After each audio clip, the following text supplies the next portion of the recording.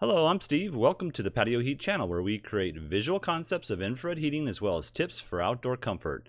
Our one-on-one customer support helps you make the best decision for your application. We strive to earn your business. Visit our patioheat.com website for sales and more information. Now let's get heating.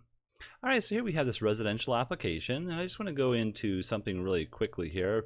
Many people don't understand the concept of infrared heating, but I am showing this model here. I got him over here in the corner.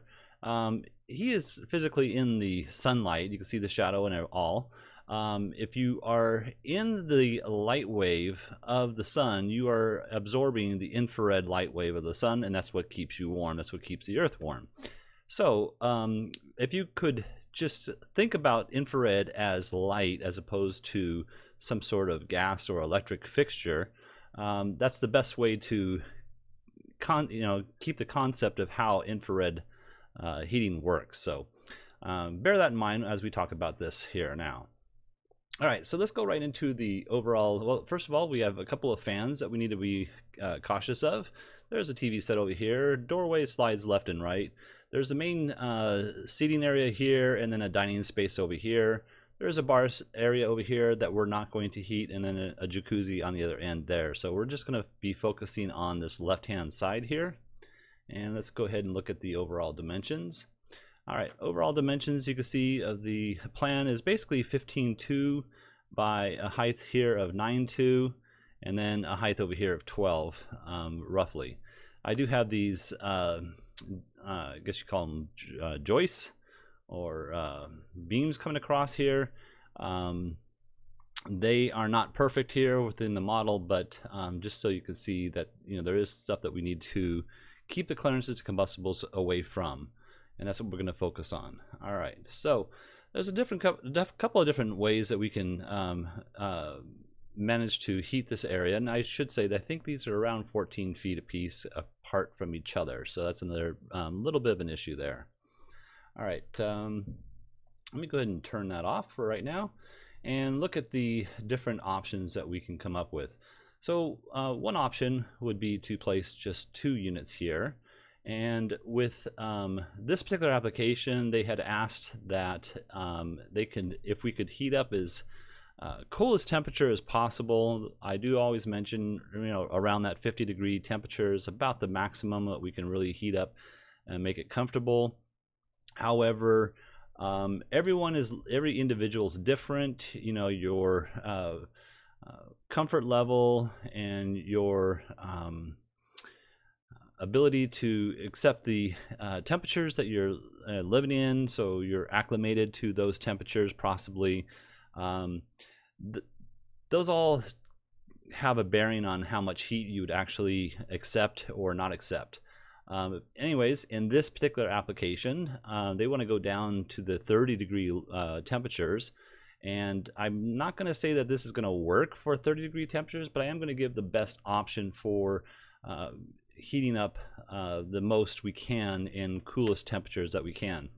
One thing you should note is that infrared light wave is again a light wave that penetrates mass, so tables, chairs, floors, the human body, and the intensity is really an important aspect, because if you are too intense with a ray, it's kind of like you would start feeling like you're in a oven as opposed to just being comfortable outside. So you don't want to put in too much heat.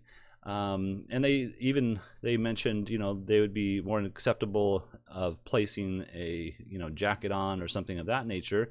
Well, jackets and down jackets, or just a hoodie type of jacket, those are insulation things, and they were going to block the light wave. So your body's not really going to feel that warmth as much as it would if you were to say, wearing a t-shirt or something light, a light garment, something of that nature. Just bear that in mind as well. So anyways, this is 2 units. This is, look at the distance I have apart from each other. So they're about 10 foot center to center, and that's why it doesn't match up in the center of this room here. But with this added angle up here, that might just be fine as far as how it actually fits in within this scope here. So, and I believe from, well, this heater here, I centered it within the span of these two posts and then went 10 feet over so that I have good overlapping between the two. All right, and let's go ahead and look at the footprint of heat here. So the ray, you can see we are covering fairly decent amount of area here, but we're not covering the whole entire patio. And I should also mention, I didn't mention yet, is that with the model I have here, which are S34s or TSHs, and I'd probably prefer a TSH in this particular application only because of the intensity that they're looking for, but there's also going to be times where they want less intense. So a TSH is a two-stage hardwired gas unit where it will produce either 25,000 BTUs or 34,000 BTUs based on how you have the switch. So that would be my recommendations. Now, the clearance when you do a 34 or a TSH requires 14 inches from the top of the unit to any combustible above, and that's why I have these beams here. That is going to be that 14 inches on this edge here. And I think, let's see here, let's go ahead and just look at the overall height off the ground here. See if we can do that quickly. And we have approximately 7'9", which is pretty decent. I like about 8 foot off the ground is what I typically like, but we do have to make sure we have about a 24-inch clearance from here to here. Now that's the code with regards to walls, really. So I would just say that keeping a certain amount of clearance, I mean a minimum of 8 inches would probably suffice for this particular application. But if you were to have it up against the wall, it needs a minimum of 24 inches unless you place them on the wall at a 30-degree angle.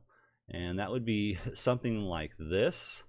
And I also have them a little bit higher just because we have a TV here, and I wanted to keep them up as high as possible. So what I actually did is went down when you change the angle of the heater, so the exhaust is starting to flow out of just the one side, as opposed to on this particular unit here, you have exhaust flowing out of this vent here and this vent over here. So when it's all flowing out of one side, you need to increase that clearance to 17 inches of clearance from this edge to any combustible above, and at a 30-degree angle. And that would be the maximum angle you can go. So you can see here now, and I should also state that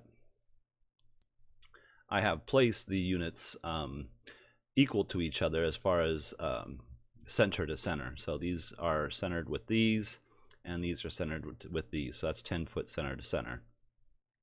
So you can also see though that with this ray coming out, you're getting a good footprint of heat down here, and then you're getting a good amount of footprint of crossover, I should say, over here.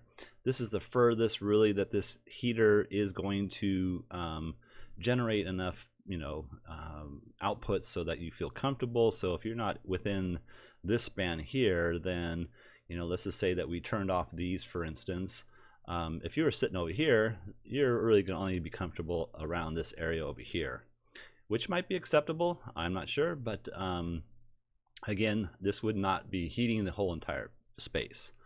So let's go back to that, having these units over here, and I also am going to just show you why not place a heater over here on this edge over here, because we need that 17 inches of clearance. So that 17 inches of clearance is going to bring the heater way down below what I would really recommend ever. Now you can place the brackets up here and mount the bar over here at an angle and make that work. However, I think that would just look kind of really not a visual acceptable item there. So just bear that in mind. So, and I also need to just mention again one more thing about this. So The angle of the bracket you can see here, I have at the same angle as the ceiling. You'd have to put 2 screws in here into the ceiling, so if that's not something that you can do, you might have to put a backer or something of that nature in there. And then I pivoted it on one of the holes that is already included with the bracket itself, and you would have to drill a new hole in this bracket here to line it up. So I would not drill this. This is about a 1/8 inch thick, and this is about a, I don't know, 32nd of an inch. So they're pretty easy to drill through right here, and that's how I would mount that unit and have the bars coming straight down.